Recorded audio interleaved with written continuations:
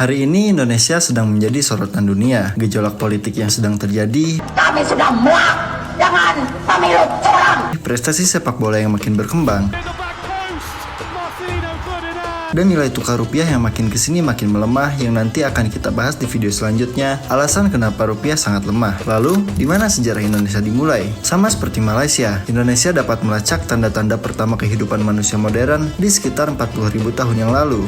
Meskipun juga ada bukti arkeologis yang menunjukkan bahwa 40.000 tahun mungkin menjadi perkiraan yang terlalu dini, dan nenek moyang manusia modern sebenarnya mungkin telah ada di wilayah Indonesia sejak 1,9 juta tahun yang lalu. Bagaimanapun juga, bukti paling awal yang dapat dijadikan acuan dari peradaban modern di Indonesia saat ini hanya dapat ditelusuri kembali sekitar 400 tahun sebelum Masehi, dengan penemuan barang-barang perdagangan dari India di wilayah Indonesia dan prasasti yang ditemukan di Jawa Barat dan Kalimantan Timur. Hal ini juga diyakini bahwa perdagangan dengan Tiongkok terjadi bersamaan dengan perdagangan antara kepulauan Indonesia dan India. Perdagangan dengan bangsa asing ini juga yang membawa penyebaran agama-agama Hindu-Buddha masuk ke Indonesia. Maju ke abad ke-7, di mana kerajaan Sriwijaya yang berasal dari Pulau Sumatera berkembang pesat dari semenanjung Malaya hingga Jawa. Meskipun mendapatkan kesuksesan luar biasa selama beberapa abad, kerajaan Buddha Sriwijaya menghadapi kemunduran setelah Kekaisaran Chola dari India merebut wilayah mereka di Palembang. Mulai dari saat itu, Kekaisaran Sriwijaya hampir runtuh, memberi ruang bagi kerajaan Hindu seperti Majapahit yang didirikan pada tahun 1292. Kekaisaran Majapahit bangkit dan mendominasi wilayah Indonesia modern sejak abad ke-13 dan ke-14. Mereka berkembang melalui perdagangan seperti yang dilakukan oleh kerajaan Sriwijaya sebelum mereka. Sejarah Majapahit sendiri bisa dilihat di video sebelumnya yang berjudul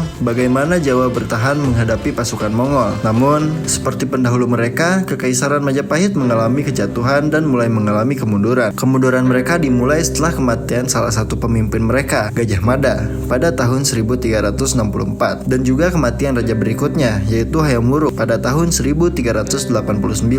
Menjelang masa ini, agama Islam masuk ke Indonesia dan menyebar dengan sangat pesat. Selama berabad-abad berikutnya, banyak kesultanan yang muncul yang bahkan beberapa mampu bertahan lebih lama daripada Kekaisaran Majapahit. Saat kerajaan-kerajaan ini terus tumbuh, perdagangan masuk dan keluar dari wilayah Indonesia, sehingga kekuatan besar dari Eropa tertarik pada pasar rempah-rempah yang melimpah di Indonesia. Bangsa pertama yang tiba di Indonesia modern adalah Portugis dan Spanyol pada abad ke-16. Meskipun Spanyol mencoba untuk menegakkan dominasi di Kepulauan Maluku, yang juga dikenal sebagai Kepulauan Rempah-Rempah, otoritas mereka di Kepulauan Indonesia sangat singkat karena mereka gagal dalam persaingan dengan Portugal, Belanda, dan juga Inggris. Portugis pada awalnya berhasil di semenanjung Malaya, menaklukkan Malaka pada tahun 1511. Dari sana, mereka mengarahkan pandangannya ke Kepulauan Rempah-Rempah, memulai upaya mereka untuk mengendalikan perdagangan rempah-rempah. Meskipun mereka berhasil dalam beberapa tingkat, mereka cukup cepat dipaksa keluar dari Indonesia dengan kedatangan Belanda pada abad ke-17. Dalam hal kekuatan kolonial, Belanda tentu saja merupakan penjajah yang paling menonjol di wilayah Kepulauan Indonesia. Ekspedisi Belanda pertama datang ke Kepulauan Indonesia pada tahun 1595 di bawah komando Cornelius de Houtman dan berlabuh di pantai Jawa Barat. Sekitar waktu ini, perusahaan Hindia Timur Belanda dibentuk untuk mengendalikan perdagangan antara Republik Belanda dan negara-negara di sepanjang Samudra Hindia. Perusahaan Hindia Timur Belanda diberi otonomi yang signifikan oleh pemerintah Belanda, memungkinkan mereka mendominasi perdagangan di seluruh Hindia Timur dan menahan pesaing mereka, terutama Inggris dan Portugis. Meskipun fokus asli perusahaan itu adalah untuk mempertahankan otoritas dan kemakmuran komersial, mereka mulai mengalihkan perhatian mereka untuk mengendalikan Jawa dan tetangganya. Selama abad ke-17, perusahaan mengalami transisi bertahap dari kekuatan laut dan perdagangan menjadi lebih seperti suatu bentuk penjajahan. Setelah memusatkan diri di pelabuhan yang diperkuat di Jakarta atau Batavia, mereka bekerja untuk mendapatkan yurisdiksi lebih luas di seluruh kepulauan Indonesia. Perusahaan ini juga berhasil merebut Malaka dari semenanjung Melayu yang berdekatan pada tahun 1641. Ketika abad ke-18 datang, perusahaan ini mulai berjuang dengan korupsi, konflik, dan kebangkrutan yang bertahap. Hal ini yang mengakibatkan pemerintah Belanda mencabut piagam mereka dan menyita semua milik mereka pada tahun 1799. Pada tahun 1800, VOC didirikan, yang untuk sementara berfungsi sebagai administrasi kolonial Belanda baru di Kepulauan Indonesia. Pendirian ini tumbuh selama abad ke-19 dan sebagian abad ke-20. Meskipun ada beberapa kejadian yang membuat keadaan tidak stabil, seperti Perang Jawa dari 1825 hingga 830 yang berakhir dengan kemenangan Belanda, dan juga pada tahun 1825, Belanda merebut Palembang.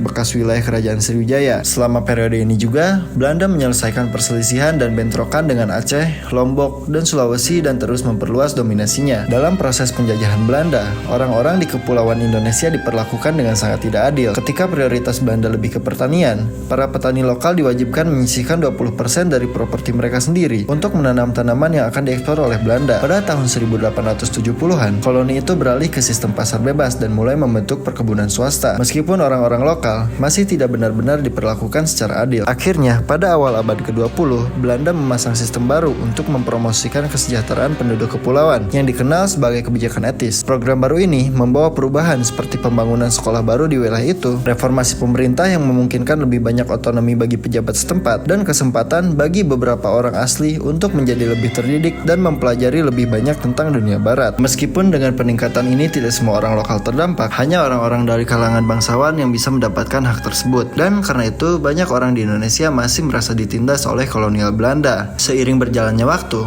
perasaan ketidakpuasan ini mencapai puncaknya dalam gerakan nasionalis dan dorongan untuk mendapatkan kemerdekaan. Sayangnya bagi rakyat Indonesia, perjuangan untuk kemerdekaan terganggu oleh intervensi Jepang selama Perang Dunia II. Pada awalnya, rakyat Indonesia merasa gembira dengan kedatangan Jepang yang memberikan mereka kebebasan dari penindasan Belanda. Ketika pendudukan Jepang di wilayah itu dimulai, mereka cepat memenangkan dukungan dari orang Indonesia. Mereka memberikan penduduk asli untuk menempati posisi administratif, tidak seperti Belanda. Namun, strategi itu hanya bersifat sementara. Meskipun Jepang memilih untuk menggunakan pulau-pulau Indonesia dalam bentuk apapun yang paling sesuai dengan kebutuhan mereka selama perang, hal itu mulai mendapatkan ketidaksetujuan dari sejumlah penduduk lokal. Meskipun begitu, hubungan antara Jepang dan penduduk lokal tidak terlalu buruk, dan ketika kekuatan poros mulai menghadapi kekalahan dalam Perang Dunia, mereka mulai memberikan dukungan pada gerakan kemerdekaan Indonesia. Selama paruh kedua tahun 1944, Jepang menyatakan tujuannya untuk menciptakan Hindia Timur yang diperintah sendiri, yang kemudian dikonfirmasi pada Agustus 1945 ketika Terauchi Hisaichi, komandan kelompok tentara ekspedisi selatan Jepang, memanggil Muhammad Hatta dan Soekarno, dua pemimpin gerakan kemerdekaan Indonesia, dan memberitahu mereka bahwa Jepang bermaksud untuk segera melaksanakan proklamasi kemerdekaan. Kedua pria nasionalis tersebut mengumumkan kemerdekaan Indonesia, memproklamasikan negara Indonesia sebagai republik yang independen. Begitu berita tentang penyerahan Jepang kepada sekutu pada 17 Agustus 1945, deklarasi Republik Indonesia tidak berjalan dengan mulus dan memicu serangkaian bentrokan antara Indonesia dan pasukan penjajah kedua dari Inggris dan Belanda. Pasukan sekutu dan Belanda kembali datang untuk mencoba merebut kembali wilayah mereka, dan setelah mengalami beberapa kegagalan, pada akhirnya dalam beberapa minggu terakhir tahun 1949, Belanda mengakui kemerdekaan Indonesia. Tahun-tahun berikutnya ditandai dengan waktu pengembangan politik dan konstitusional yang disertai dengan pasang surut kondisi negara yang bermasalah dengan adanya beberapa pembentrokan dan perubahan-perubahan bentuk negara dan konstitusi yang awalnya dimulai sebagai demokrasi parlementer, kemudian mengikuti apa yang kemudian Presiden Soekarno sebut sebagai demokrasi terpadu yang dimulai pada Februari 1957. Republik itu kemudian jatuh ke tangan seorang presiden yang memimpin dengan tangan besi, Soeharto, selama 35 tahun, dimulai pada tahun 1966 sebelum akhirnya berganti presiden setelah kerusuhan yang terjadi pada tahun 1998 yang memaksa Soeharto untuk lengser dari jabatannya sebagai presiden. Hari ini, Indonesia masih tumbuh dan berkembang sebagai negara yang independen dengan populasi keseluruhan sekitar 279 juta orang pada tahun 2024. Republik Indonesia sendiri sekarang dipimpin oleh Presiden ke-7 mereka, Presiden Joko Widodo dari PDIP atau Partai Demokrasi Indonesia Perjuangan, yang masa jabatannya akan berakhir di bulan November 2024. Seperti biasa, kalau mau subscribe boleh, dan sampai jumpa di video selanjutnya.